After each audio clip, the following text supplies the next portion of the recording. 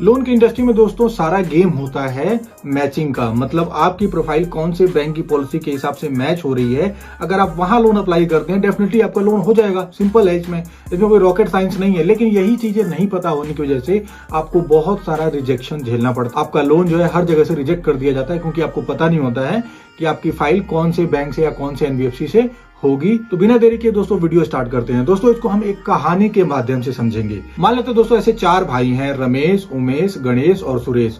इन चारों लोगों को जो है बिजनेस लोन चाहिए अपने अपने बिजनेस के लिए। रमेश एक किराना स्टोर चलाता है जिसको 3 लाख रुपए का लोन चाहिए। उमेश एक मोबाइल शॉप चलाता है जिसे 5 लाख रुपए का लोन चाहिए। गणेश की एक रेडीमेड कपड़े की दुकान है जिसे 10 लाख रुपए का लोन चाहिए। और जो सुरेश है दोस्तों उसकी एक केमिस्ट शॉप यानी मेडिकल स्टोर है, उसको 25 लाख रुपए का लोन चाहिए। अब इन चारों भाइयों को दोस्तों अपने अपने बिजनेस के लिए लोन की जरूरत है। अब देखते हैं इन चारों भाइयों को लोन कौन से बैंक से और कौन से एनबीएफसी से मिल सकता है। बात करें रमेश की दोस्तों, तो रमेश जो है एक किराना स्टोर चला रहा है। उसके पास पैन कार्ड, आधार कार्ड, वोटर कार्ड और एक सेविंग अकाउंट है जिसमें वो पेटीएम, फोन पे, गूगल पे की पेमेंट भी एक्सेप्ट करता है। जो भी कस्टमर उसकी दुकान पे आते हैं वो लोग फोन पे, गूगल पे से पेमेंट करते हैं, तो वो जो पेमेंट है वो उसके सेविंग अकाउंट में जाता है। ठीक है, तो रमेश के पास दोस्तों पैन कार्ड, आधार कार्ड, वोटर कार्ड और एक सेविंग अकाउंट है। इसके अलावा उसके पास और कोई डॉक्यूमेंट्स नहीं है। अब रमेश क्या करता है दोस्तों, वो अपने सारे डॉक्यूमेंट्स की फोटोकॉपी करवाता है। फोटोकॉपी करवाने के बाद वो सारे डॉक्यूमेंट्स पे साइन करता है। साइन करने के बाद एक बढ़िया सी उसकी फाइल बनाता है। और फाइल बनाने के बाद दोस्तों एक ऊपर जो है ना एक डिटेल शीट बनाता है। डिटेल शीट में क्या होता है, उसका नाम, नंबर, एड्रेस, ईमेल एड्रेस और 1-2 रेफरेंसेस के नाम, नंबर, एड्रेस, ये सारी डिटेल वो भर के रेडी कर लेता है। उसके बाद दोस्तों रमेश जो है 4 कंपनी में लोन के लिए अप्लाई करता है। पहला एचडीबी फाइनेंस, दूसरा एल&टी फाइनेंस, तीसरा है प्रेफर फाइनेंस, चौथा है आईएफएल फाइनेंस।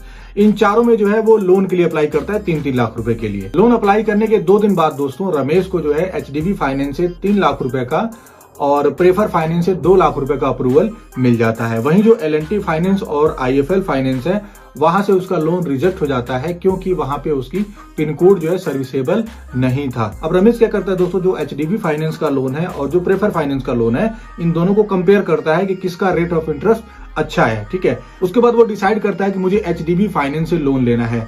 एचडीबी फाइनेंस से दोस्तों उसको 13% फ्लैट रेट पे 3 लाख रुपए का लोन मिल जाता है, जिसकी जो ईएमआई होती है दोस्तों वो 11,453 रुपए के आसपास होती है। और वही जो प्रेफर वाला लोन होता है उसको वो मना कर देता है, क्योंकि उसका जो रेट है वो थोड़ा सा महंगा होता है और जो लोन अमाउंट है वो भी थोड़ा सा कम होता है।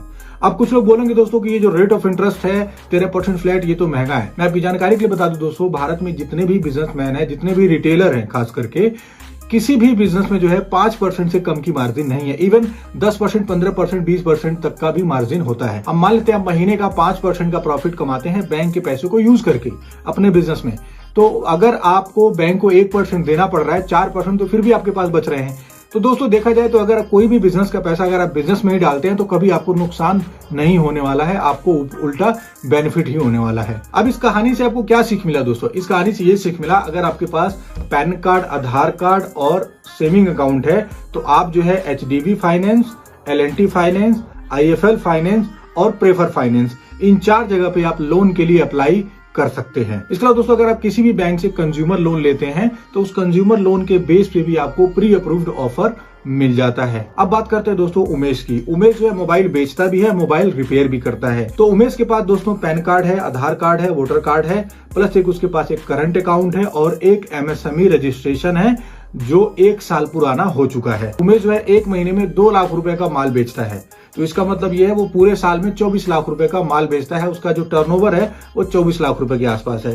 अब जो उमेश है वो लोन के लिए कहां से अप्लाई करेगा, तो उमेश ने क्या किया, अपने पैन कार्ड, आधार कार्ड और वोटर आईडी कार्ड की फोटो खींची अपने मोबाइल से और जो करंट अकाउंट स्टेटमेंट है वो उसने अपने मोबाइल बैंकिंग से डाउनलोड कर लिया और एमएसएमई सर्टिफिकेट भी उसने एमएसएमई की साइट से जाके डाउनलोड कर लिया।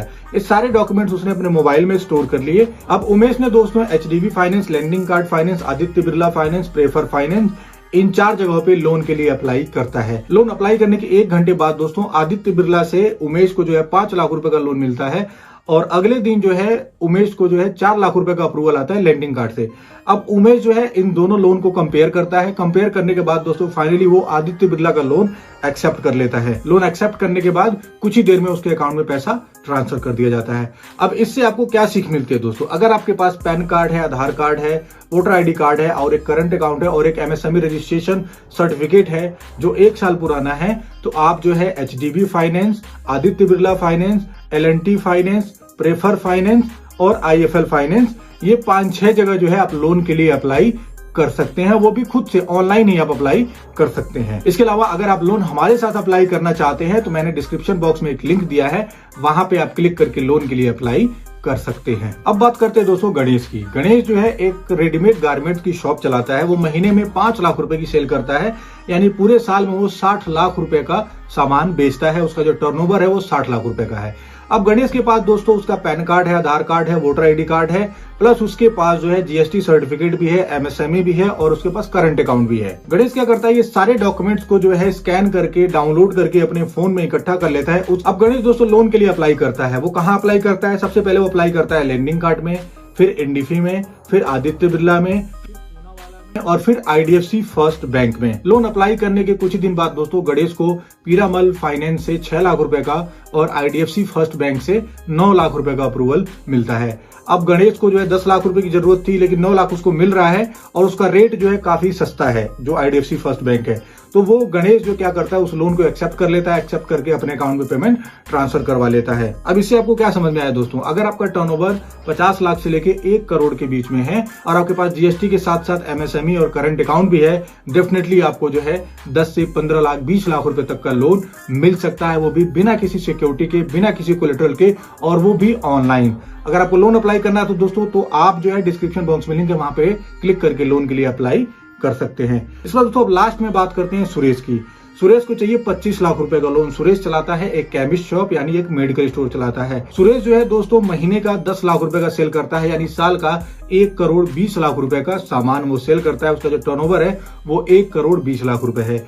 अब सुरेश के पास दोस्तों ड्रग लाइसेंस भी है, सुरेश के पास जीएसटी भी है, एमएसएमई भी है, करंट अकाउंट भी है और जो उसका पैन कार्ड, आधार कार्ड, वोटर आईडी कार्ड है वो तो है ही है। अब सुरेश क्या करता है, इन सारे डॉक्यूमेंट्स को फोन में इकट्ठा करता है डाउनलोड करके। डाउनलोड करने के बाद दोस्तों अब सुरेश जो है भारत के किसी भी प्राइवेट बैंक, किसी भी प्राइवेट एनबीएफसी में लोन के लिए अप्लाई कर सकता है। इवन अगर वो मुद्रा लोन भी अप्लाई करता है, डेफिनेटली उसको मुद्रा लोन 10 से 15 दिन के अंदर मिल जाता है। इसके अलावा अगर वो प्राइवेट बैंक से बिजनेस लोन लेना चाहता है, फिर चाहे वो एचडीएफसी बैंक हो, एक्सिस बैंक हो, यस बैंक हो, कोटक बैंक हो, कोई भी बैंक हो, या फिर एनबीएफसी की बात करें Aditya Birla, Tata capital, IDFC first, किसी भी लेंडर के पास अगर वो अपनी एप्लीकेशन लेके जाएगा, डेफिनेटली उसका लोन सैंक्शन हो जाएगा। इन सारे लोन में दोस्तों कुछ ना कुछ टर्म्स एंड कंडीशंस होती हैं। टर्म्स एंड कंडीशंस ये है दोस्तों, जो आपका सिविल स्कोर है वो अच्छा होना चाहिए। किसी भी तरीके का कोई बाउंसिंग या किसी भी तरीके का कोई ओवर ड्यू आपके सिविल में नहीं होना चाहिए। इसके अलावा दोस्तों एक और इशू आता है, वो आता है पिन कोड्स का, कि जो भी मैंने प्राइवेट बैंक्स के नाम बताए हैं, जो भी एनबीएफसी के नाम बताए हैं, ये दोस्तों कुछ जो है लिमिटेड लोकेशंस पे ही लोन करते हैं। ये हर जगह लोन नहीं करते हैं, ठीक है। अगर आप टियर 2, टियर 3 सिटीज में भी रहते हैं तो भी आप यहाँ से लोन के लिए अप्लाई कर सकते हैं। तो ये था दोस्तों बिजनेस लोन का कंप्लीट इन्फॉर्मेशन। आई होप आपको ये वीडियो काफी पसंद आई होगी। इस वीडियो को देखने के बाद दोस्तों अगर आपके पास अभी भी कोई क्वेश्चंस आपके रह गए हैं, डेफिनेटली जो है आप कमेंट बॉक्स में मेरे से पूछ सकते हैं, मैं उसका जवाब देने की कोशिश करूंगा। और ऐसे ही दोस्तों लोन और फाइनेंस से रिलेटेड वीडियो देखते रहने के लिए चैनल को सब्सक्राइब जरूर करें। और हाँ, जब आप कोई अच्छी चीज शेयर करते हैं तो लोगों को भी बहुत अच्छा लगता है। तो मिलते हैं दोस्तों ऐसे ही किसी शानदार वीडियो में, तब तक के लिए जय हिंद।